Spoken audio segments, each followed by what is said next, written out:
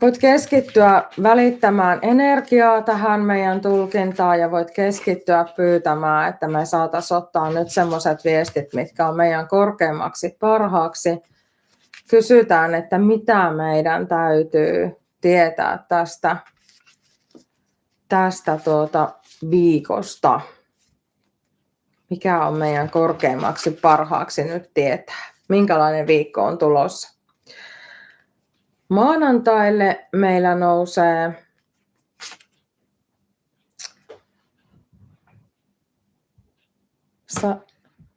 sauvojen prinsessa.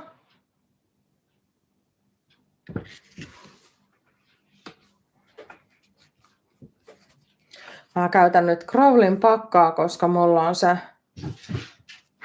toinen pakka on tuolla tarot-kurssi käytössä nyt tällä hetkellä. Siellä on iso arkana järjestetty kurssia varten, niin saatiin sekin viimeinkin käyntiin. Joo, tiistaille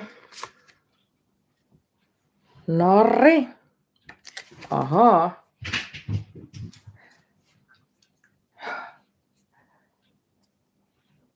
Pyytäkää vaan, että saadaan semmoinen viesti, mikä kuuluu tulla. Täältä nousee voimakkaita kortteja, kun yhdessä pyydetään. Keskiviikolle Mekkojen kuutonen.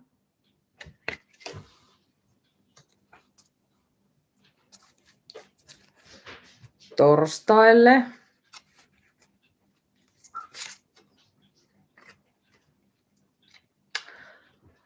Lanttien kolmonen.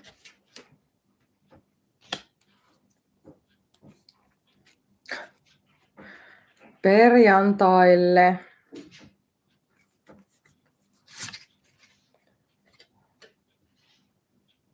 Lanttien seiska.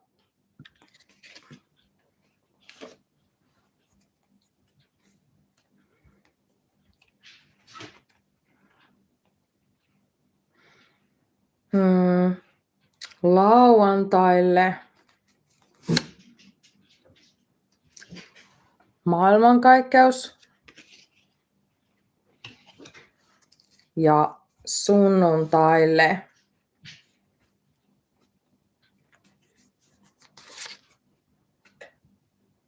Lanttien viitonen.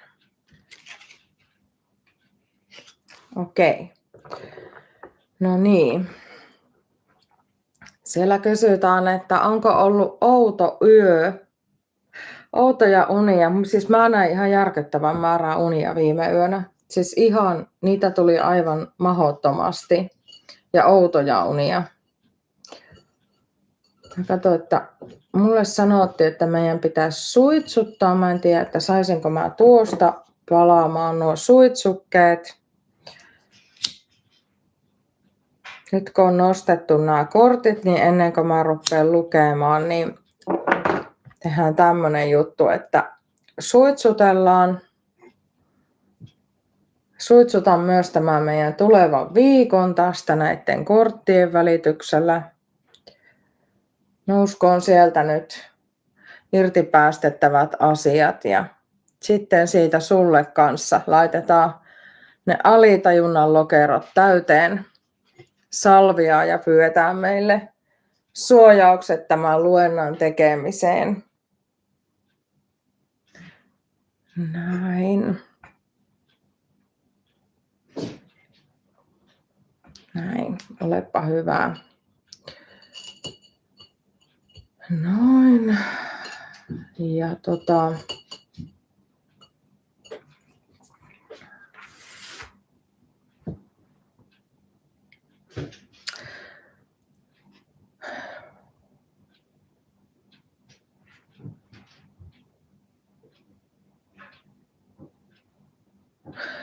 näitä pitää nyt vähän tässä niinku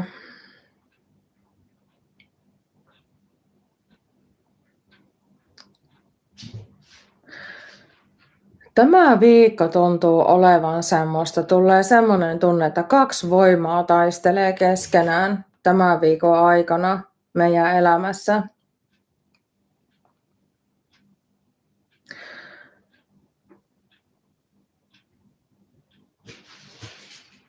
siellä on tulee semmoinen tunne, on sanottu siitä kevätpäivän tasauksesta jotenkin, että nyt meidän pitäisi pyytää ohjausta, että me saataisiin luopua semmoisista asioista, mitkä on sieltä talvikaudelta jäänyt puhdistettavaksi, mistä me ollaan valmiita päästämään irti. Mulla tulee semmoinen tunne, että nyt tällä viikolla käsitellään epäonnistumisia ja huolia paljon tuossa. Ja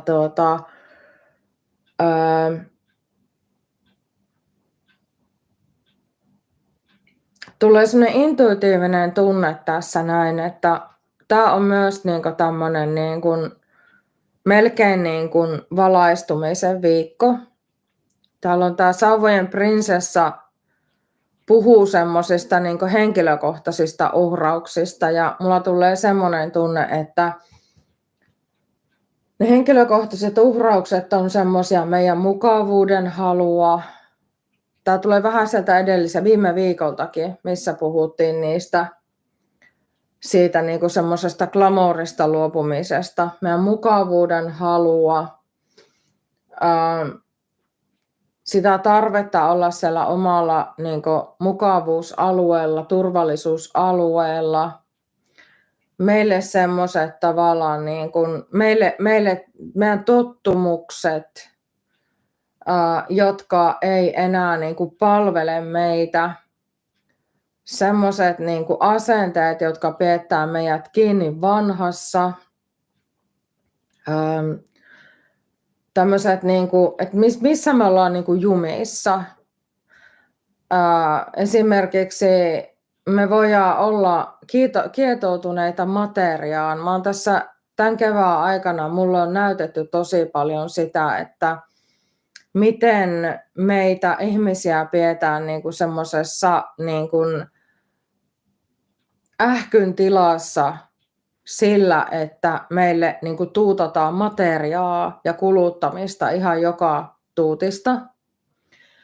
Ja mulla on semmoinen mielikuva tullut, että mitä hullummaksi tämä maailmanmeno menee, niin sen enemmän meille annetaan semmoista rihkamaa ja krääsää kulutettavaksi. Että me oltaisiin meidän huomio menisi siihen rihkamaan ja krääsään ja kimmellykseen ja kimallukseen ja niihin semmoisiin meidän huomio on helppo sitoa semmoiseen tavallaan semmoiseen harmaaseen energiaan ja sitä annetaan joka puolelta. Ja tavallaan tämä harmaa energia, se tukkii meidän tietoisuuden, se tukkii meidän sydänkeskuksen, se estää meitä näkemästä totuutta. Ja mitä ajattelin tuossa viime viikolla siivotessa, niin mulla nousi semmoinen ajatus myös mieleen, että se on aika jännä juttu, että joissakin piireissä ajatellaan esimerkiksi, että tämmöinen ennustaminen ja meditaatio ja henkimaailman kuunteleminen, että se on vaarallista. Ja että se on jännä, että semmoista on ruvettu tavallaan ajattelemaan ja sanomaan, koska se estää meitä kuuntelemasta meidän omaa totuutta, jos me pelätään meditaatiota ja henkimaailman kanssa keskustelemista ja enkeleiden kanssa keskustelemista ja oma intuition kuuntelemista ja niitä meidän luontaisia vaistoja ja selvänäkökykyä ja kaikkea, niin se estää meitä kuulemasta totuutta. Silloin meille on helpompaa antaa sitä semmoista harmaata massaa kuluttamista ja me tavallaan vajotaan siihen semmoiseen oman mukavuuden haluumme. Me ei olla hereillä, niin silloin meidän ympärillä voi tapahtua asioita, mitä me ei huomatakaan. Tämä on aika rankkaa tekstiä nyt, mitä täältä lähtee tulemaan, mutta tämä viikko on parannus näihin asioihin. Tällä viikolla niin tulee tämä Sauvojen prinsessa, niin me voidaan heittää semmoisen isoon, mä näen semmoisen kevätrovion, niin me voidaan heittää sinne isoon kevätrovioon itsestämme kaikki semmoinen tukkonen energia Ja myös sellaiset pelot, jotka estää meitä astumasta siihen korkeampaan pyhimpään yhteyteen sen oman kotiuniversumin ja lähteen kanssa. Millä nimellä me halutaan sitä korkeinta voimaa nimittääkään, ne kaikki nimet kuitenkin puhuu siitä yhdestä ja samasta korkeammasta voimasta, joka on se ikuinen rakkaus, mistä kaikki tämä, mitä meillä on täällä, niin on syntynyt siihen meidän luojaan. Ja sitä luoja-yhteyttä kirkastetaan ja nimenomaan nyt sillä lailla, että meiltä viedään pois ja meillä on mahdollisuus luopua semmoisista asioista elämässä, jotka estää meitä niin kuin kommunikoimasta ja olemasta niin kuin syvässä yhteydessä sen luojan kanssa. Esimerkiksi kaikki turha kiire ja myös niin kuin semmoisten asioiden palveliminen, joka ei oikeasti ole meidän korkeammaksi parhaaksi. Tämä voi olla tosi hyvä viikko. Esimerkiksi päästään irti joistakin riippuvuuksista. Riippuvuudet on yhdet semmoiset, millä me saatetaan tukahduttaa tietyllä lailla. Me tukahdutetaan jotakin meissä sisällä olevaa. Riippuvuudet on monesti esimerkiksi sitä, että me on vaikka tunnesyömistä tai alkoholilla saatetaan yrittää turruttaa sitä omaa jotakin semmoista tosi pahaa oloa tai jotakin tämmöistä, mutta samalla me turrutetaan se yhteys sinne omaan korkeampaan itseen olemalla riippuvaisia jostakin tämmöisestä maallisesta jutusta. Tässä on nyt jotenkin mahdollisuus puhdistaa tämmöisiä asioita. Tähän pöytään nousee narri, ja narri on valaistumisen kortti. Ja monelle meistä se tämä viikko, tämä kevätpäivän tasaus voi olla tietynlaista valaistumisen aikaa.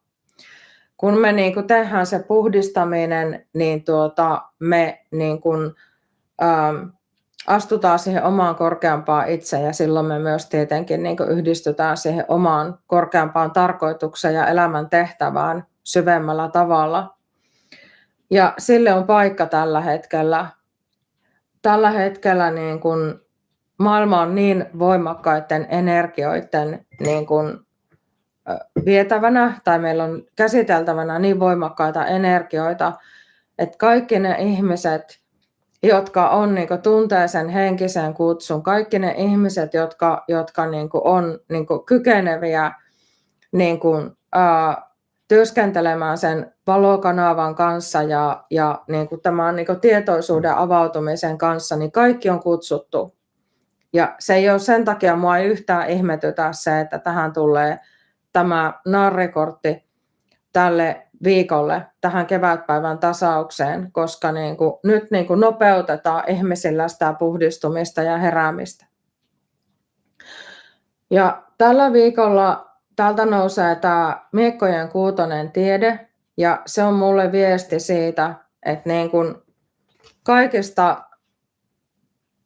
uskonnoista, kaikista linjoista, niin kuin tuossa sanottiin, että aivan sama millä nimellä sä sitä korkeinta voimaa nimität, me puhutaan kuitenkin yhdestä ja samasta korkeammasta voimasta, niin tällä viikolla tavallaan kaikista suunnista, ihmiskunnassa, kaikista suunnista, kaikista kulttuureista, kaikista uskonnoista, kaikista lähtökohdista ihmiset kutsutaan tähän samaan prosessiin.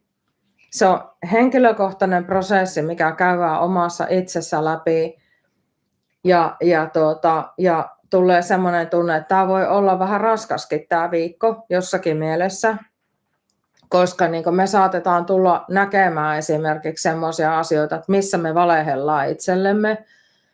Ja jos olet joskus esimerkiksi vaikka jostakin riippuvuudesta vapautunut, niin tiedät, minkälainen prosessi se on nähdä se oma riippuvaisuus siellä ja mitä se tekee tavallaan sen asian kanssa työstää, niin tämmöiset asiat saattaa tulla vielä esille.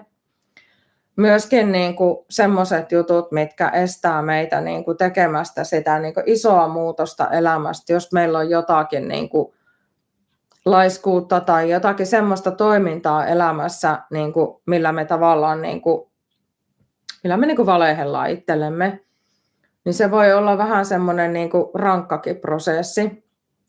Mutta joka tapauksessa niin kuin semmoista, Iivari, moi, että no niin, tulepä tänne. Tuutko sä tänne, äiti? Tule äitille syllyyn tänne näin. Tule nyt vähän tänne kertomaan meille näitä tarinoita. Tule Iivari Piivari kertomaan tarinoita meille. Mutta joka tapauksessa se myös niinku tarkoittaa loppujen lopuksi, tulee semmoinen tunne, että mitä enemmän me nyt voidaan laittaa tänne alttarille sitä meissä itsessämme olevaa, sinne palaamaan, sinne kevät roviolle, kevät nuotioon, niin sen niin kuin suurempi lahja me tullaan saamaan tämän kevätpäivän tasauksen jälkeen. Nyt kannattaa ottaa itselle aikaa ja katsoa syvälle sinne sisimpään. Ja tässä tulee taas tärkeäksi se, että kuka tekee sen työn itsessään, niin tekee sen koko ihmiskunnan puolesta. Se energia leviää sinne koko ihmiskuntaan. Kevätpäivän tasaukselle nousee tämmöinen, mä näen tässä sen voimaportin. Ja se on nimenomaan, nyt käsitellään, tämä on Lanttien 3, käsitellään yhteistyötä. Ja siinä tulee nimenomaan, että niin kuin kaikista suunnista maailmassa, kaikista uskonnoista, kuka ikinä sydämessään kuulee tämän kutsun, niin tämä on nyt tärkeä asia. Yhteistyössä tehdään se puhdistus. Nyt ei ole aika riidellä siitä, että kuka on niistä asioista oikeassa, vaan nyt on aika todeta, että nämä asiat, kaikkien niin kuin suuntauksien alla on sama tahto niin kuin hyvään. Ja nyt ei ole aika tavallaan niin kuin eritellä, niin kuin, että te olette väärässä leirissä, että ette saa tehdä työtä, vaan nyt on niin kuin, meidän aika kunnioittaa kaikista suuntauksista tulevia ihmisiä, jotka haluaa yhdistyä tekemään tätä työtä. Mulla nousee tämmöiset sanat tälle työlle jostakin toisesta suuntauksesta tuleville ihmisille. Ne sanat voi olla erilaiset ja se tapa nähdä se työ voi olla erilainen, mutta se pohjimmillaan, jos me niinku heitetään ego pois, niin pohjimmillaan, jos me katsotaan, niin me nähdään, että me puhutaan samoista jutuista ja me tehdään samaa työtä. Se energia siellä vaikuttaa. Koska se on yksi ja sama lähde, mistä me kaikki ollaan tänne synnytty loppujen lopuksi, niin se energia siellä vaikuttaa siellä taustalla meille yhteisesti. Ja sitten tämän kevätpäivän tasauksen jälkeen, niin ne jälkeiset päivät, ne on yleensä semmoista, kun me mennään semmoisesta portista läpi, niin sitten alkaa se puhdistuminen ja siellä tulee tämä epäonnistuminen Lanttien 7, mutta tämä on myös toisessa tarot-pakassa. Tämä on semmoinen kortti, missä niin kuin odotellaan hedelmien kypsymistä. Se nousee mulle semmoisena viestinä tähän nyt, että älä oota nopeita tuloksia sen kevätpäivän tasauksen jälkeen. Kun me mennään tuosta voimaportista läpi, niin se voi olla semmoinen, että seuraavana päivänä on semmoinen olo, että oli korkeat energiat, mutta eihän tässä tapahtunut yhtään mitään. Nämä asiat on nyt, nämä työstetään nyt ikuisuuden puolelle ja sitä seuraa puhdistus. Eli ennen sitä prosessia niin me ollaan tässä tämmöisessä ylösnousemusprosessissa, valaistumisen prosessissa, tullaan tietoiseksi näistä asioista ja työstetään näitä asioita. Ja sitten sen prosessin jälkeen, tämän kevätpäivän tasauksen jälkeen, niin sitten tulee se irtipäästö, ne energiat lähtee meistä irti. Ja tavallaan ne irrotetaan tässä kevätpäivän tasauksessa. Ja mulla on semmoinen tunne, että tämä saattaa olla poliittisesti myös aika mielenkiintoinen viikko. Saattaa tulla semmoista yllättävää yhteistyötä, yllättäviä niin kuin yhteisiä päätöksiä. Ja tällä viikolla on tosi tärkeää välittää valoa tuonne kollektiiviin myöskin tämän työn lisäksi. Ja epäonnistumisia, huolia, mulla tulee semmoinen tunne, että niitä purkautuu. Ja myöskin tulee semmoinen tunne, että tällä viikolla on tärkeää niin kuin katsoa epäonnistumisia ja huolienergiaa. Siinä mielessä, että oikeasti niin kuin rehellisesti tarkastella näitä niin kuin epäonnistumisia. Ja mä haluan tähän nyt niin kuin tuoda esille semmoisen ajatuksen, mikä mulle tuli viikonloppuna. Me ollaan aloittamassa englanninkielistä kanavaa ja tuomaan näitä asioita esille, mutta nyt tässä luennossa tulee tästä epäonnistumisesta ja huolesta tulee niin kuin mieleen, että tällä viikolla yksi tämmöinen niin kuin ihan ihmiskunnan syvimpiä asioita, mitä me todennäköisesti työstetään. Ja tämä voi olla, että tämä on tullut sulle jo jollakin lailla, tämä viesti tuossa viikonlopun aikana. Tämä tuli mulle siis sinä yönä, kun pyydettiin sen täyden kuun aikana, että saataisiin nähdä se, että mitä pitää päästä irti. Niin me ollaan menossa kohti semmoista ajanjaksoa, missä on niinku astrologisesti semmoisia niinku tapahtumia, mitä on tapahtunut joskus 1800-luvulla aikaisemmin.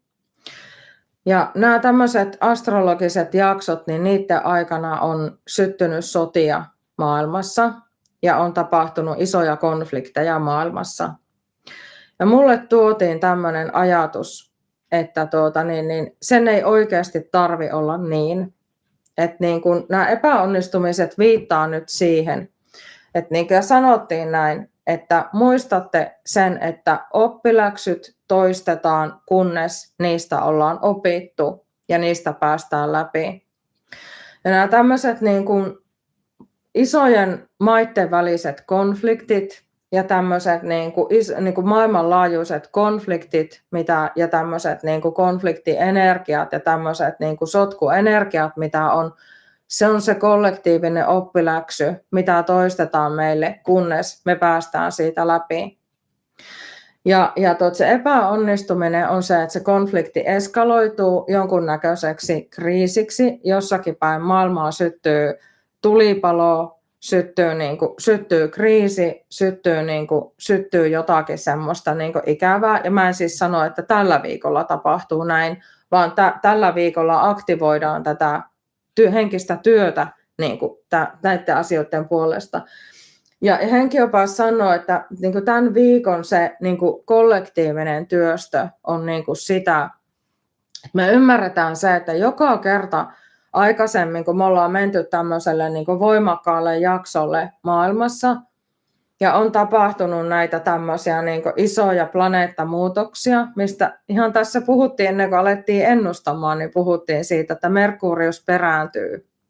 Ja pitääkö aina olla, että kaikki asiat menee pieleen silloin, kun se Merkurius perääntyy? No, kun tulee näitä isoja konstellaatioita planeetoissa taivaalla, pitääkö aina olla niin, että syttyy joku kriisi ihmiskunnassa silloin, kun se tapahtuu? Ei tarvi.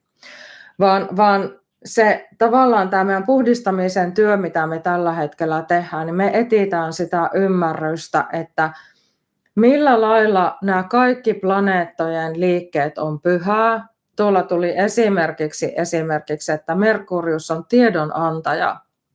Kun me opitaan ottamaan se tieto vastaan ja opitaan työskentelemään sen Merkuriuksen kanssa oikein, niin meidän ei tarvitse kokea niitä jatkuvia jumittamisia ja sitä, että niin kuin meillä menee kaikki niin kuin päin prinkkalaa silloin, kun Merkurius perääntyy tai meidän laitteet hajoaa. Ja samalla lailla me niin kuin nyt tavallaan käsitellään semmoisia, myös ja nimenomaan tämä työ tapahtuu oman elämän epäonnistumisien kattomisella. Tällä viikolla saattaa nousta esille esimerkiksi niin kuin tämmöisiä erotilanteita tai tämmöisiä, mitkä on eskaloitunut johonkin riitaan tai sukulinjassa olevia erimielisyyksiä tai jotakin tämmöisiä.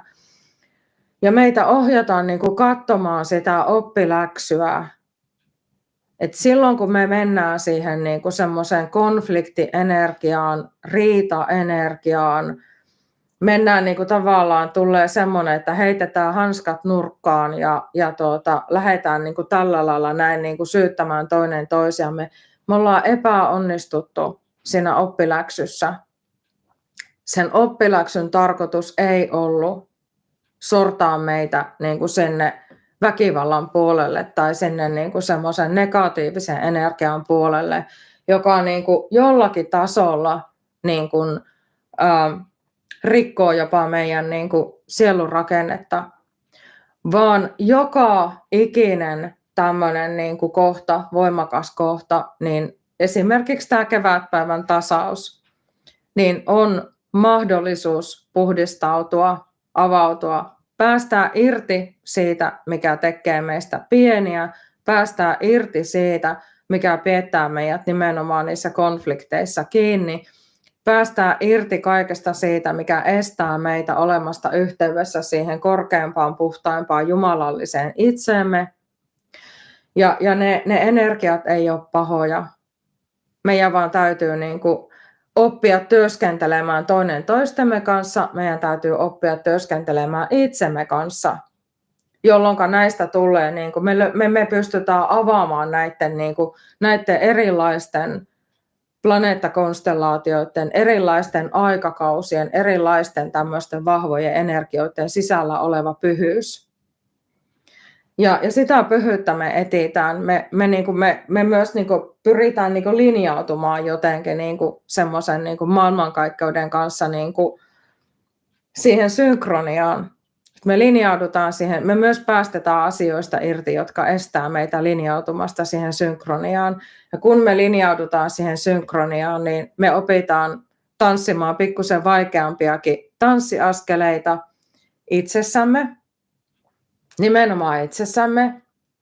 Ja tulee semmoinen tunne, että ihan niin kuin, jos mennään katsomaan vaikka jotakin tanssiesitystä, se tanssiesitys on hieno silloin, kun jokainen tanssija osaa tanssia sen oman osuutensa.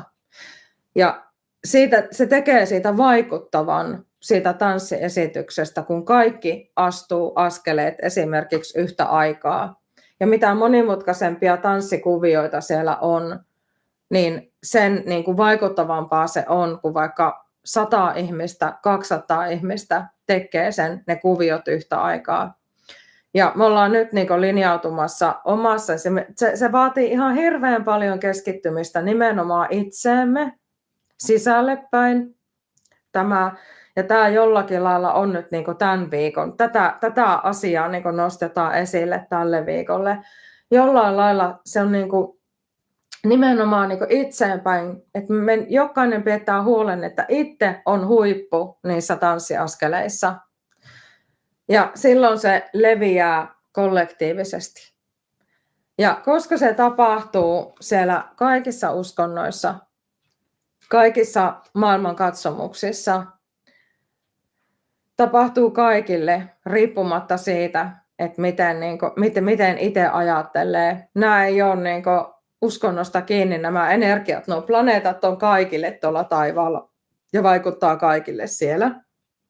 Niin tämä on nyt niin kuin ihan maailmanlaajuinen työ, mikä me tehdään yhdessä. Ja siitä puhuu myös tämä Lanttien 3. Ja musta tuntuu, että jos me niin kuin otetaan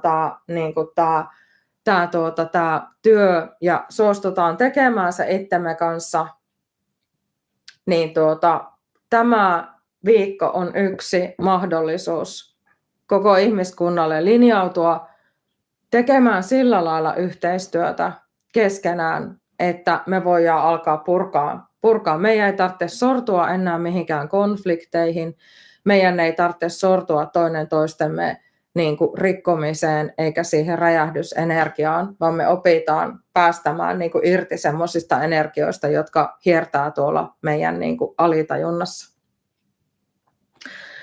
Tämmöinen, ja sieltä nousee tämä maailmankaikkeus. Nimenomaan se, että jokainen on yhteydessä siihen omaan sisäisen kautta sinne maailmankaikkeuteen. Ja siinä me ollaan, niin kuin, mulla tulee semmoinen tunne, että tämä nainen tässä on nyt koko ihmiskunta, ja me ollaan nostettu tuommoinen käärme tuonne maailmankaikkeuden kaikki näkevän silmä eteen. Ja me aletaan tulemaan pikkuhiljaa kollektiivisesti niin kuin valmiiksi siihen, että me pystytään myös kollektiivisesti tarkastelemaan vaikeita asioita rakentavalla tavalla. Sitä me lähdetään nyt opettelemaan omassa pienessä elämässä. Tämmöinen viesti lähti tulemaan täältä läpi. Tämä on niin osittain semmoista, mitä mulle on puhuttu tämän viikonlopun aikana. Mihin myös viimeöinen uni viittasi ihan selkeästi. Ja tämä on ollut niin kuin henkimaailmastaan tullut tätä viestiä ennen tätä tarot-luentaa, mutta jotenkin tuli semmoinen tunne, että se oli nyt tässä näissä korteissa ja tämän viikon prosesseissa on niin kuin koodattuna. Ja jos tulee semmoinen tunne, että haluat jakaa tämän videon eteenpäin, jos sulla on semmoinen tunne, että tämä on semmoinen viesti nyt, mikä on tärkeää saada menemään eteenpäin, niin tätä meidän lähetystä saa jakaa omissa yhteisöissä eteenpäin. Kiitos, kiitos, kiitos.